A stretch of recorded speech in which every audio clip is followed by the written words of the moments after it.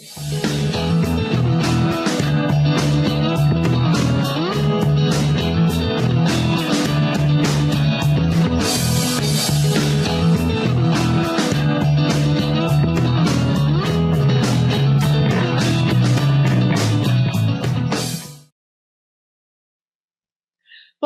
to this week's video tutorial.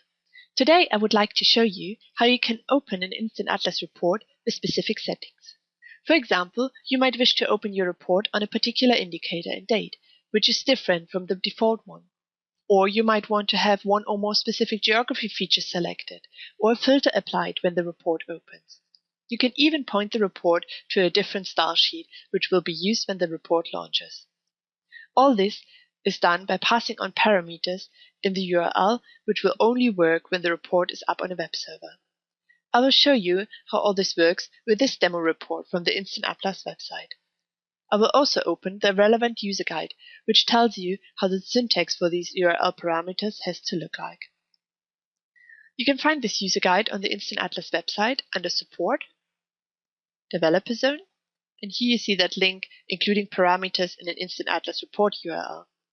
If I follow this link, a PDF document will open. This document lists all the different URL parameters that I can use to open my report with a particular setting.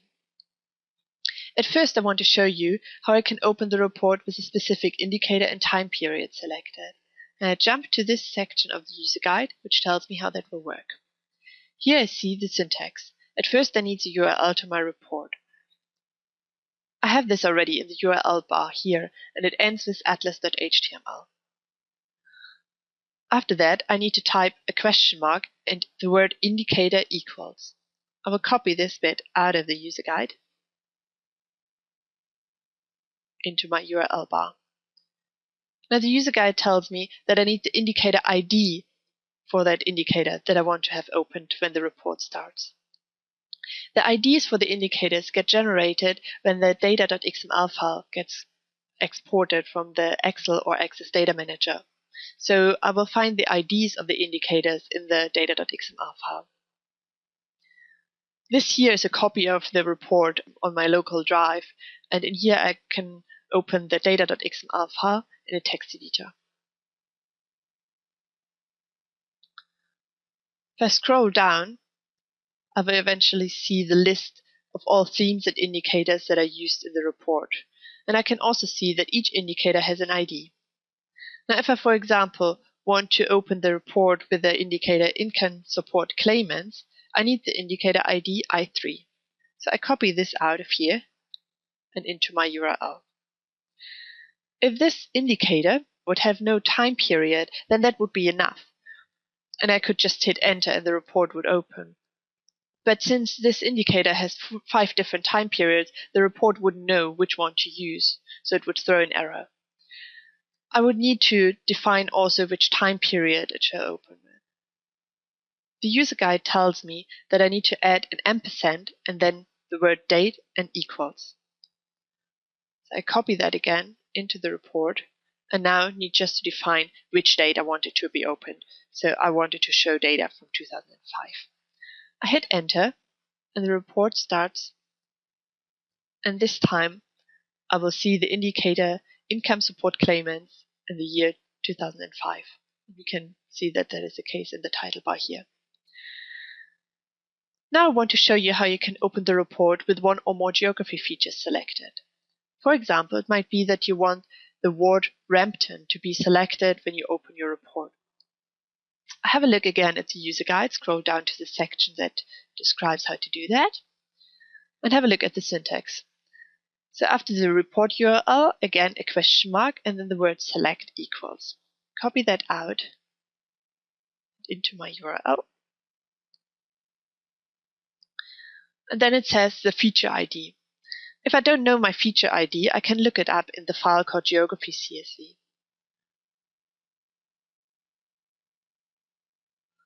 In here I see all the codes and names of my base geography that I used, and I can simply search for the word that I'm looking for. This is the ID. I copy it out here and paste it into my URL.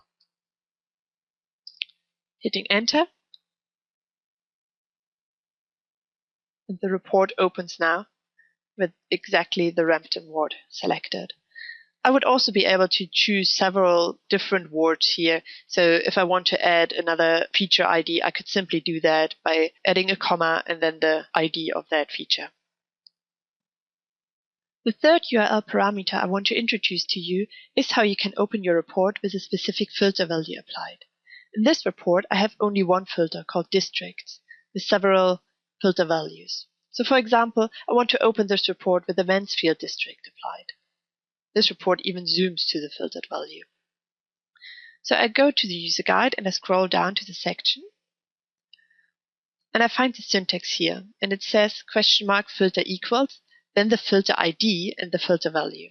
So I copy this bit out of the user guide and into my URL. The filter ID is again something that I can find in my data.xml file. It is located directly above the theme list. Here I have the filter list, and it lists all the filters that are available in my report. In this example, it's just one called districts, and it has the ID filter 4.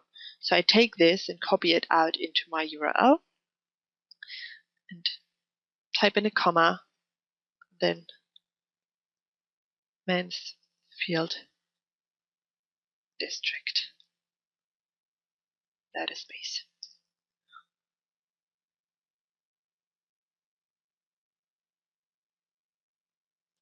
So when I do that, the report opens with a specific filter applied and it zooms to that area.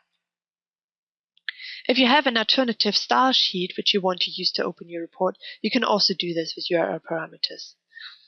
My folder structure on the web server is quite similar to the one that I have here locally. And if I go 2 folders up, I have another folder here called style sheets. This contains a selection of other style sheets that I could use for my report. So for example, I would want this report to be opened with this pink style sheet called default pink2.css. Let's see what the user guide says about the syntax. Here we have the part about the style sheet. So we need the URL to the report, a question mark, style equals, and then the path to the style sheet minus the file extension. The file extension is the bit .css, so we need to leave that away in the path. I copy the question mark style equals bit out of here, paste it into my URL. And now I need to type in the relative path to that style sheet file. So I need to go up 2 folders, // for one folder, // for the second folder. Now the name of the folder where the style sheet sits in, which is called style sheets. And then the style sheet name without the .css.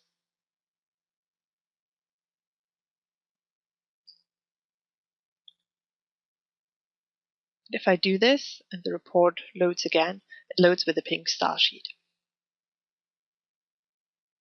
If you want to combine 2 or more of the URL parameters, you can also do this by simply adding them together into the URL and using an ampersand as a delimiter. So for example, if I want my pink style sheet to be applied at the previous report that I also opened with a specific filter, then I can do that, and I will show you how that works by simply copying this URL parameter for the style sheet out of the URL. I go back 1 step in my browser so that it opens again the report with a specific filter for Mansfield district. And now I can simply add an ampersand and paste my style sheet parameter at the end, hit enter, and both URL parameters will be applied. The report will open with a filter in place and the pink style sheet loaded. I hope this little video gives you an idea how URL parameters work. The user guide will give you some more information about what you can do. For example, you can open your InstantAtlas report with a specific configuration file loaded, or with a specific base geography selected if the report contains multi-geographies. If you have any questions regarding URL parameters, please do not hesitate to contact the support team via support@geowides.co.uk.